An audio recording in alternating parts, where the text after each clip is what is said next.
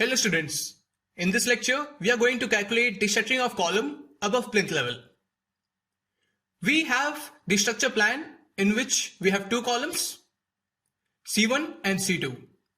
The dimension of C1 is 380 cross 610 and the dimension of C2 is 380 cross 460. Here we have the column layout plan.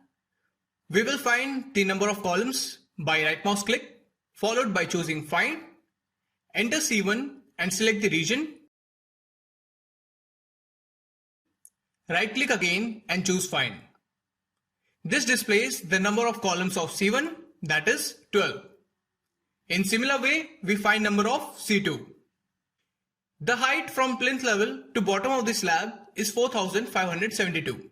In this plan, we will find the column shuttering till bottom of roof beam, and so we need to deduct some part of the depth of the roof beam. Here you can see that the depth below the slab is 300 mm.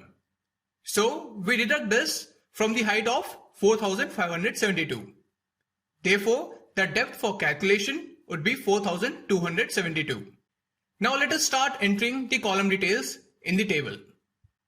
Number of C1 is 12 and the number of C2 is 6. The length of C1 is 610 and its breadth is 380. The length of C2 is 460 and its breadth is 380. Overall depth for both the columns is 4272 mm. For calculating the quantity, we will multiply the parameter and depth. So it is 2 into length plus breadth whole multiplied by depth. We will convert it to meter square by dividing it with 1000 square. The present quantity is only for a single column, and so we multiply the column number for getting the quantity of all the columns. We will add the two quantities for getting the total quantity.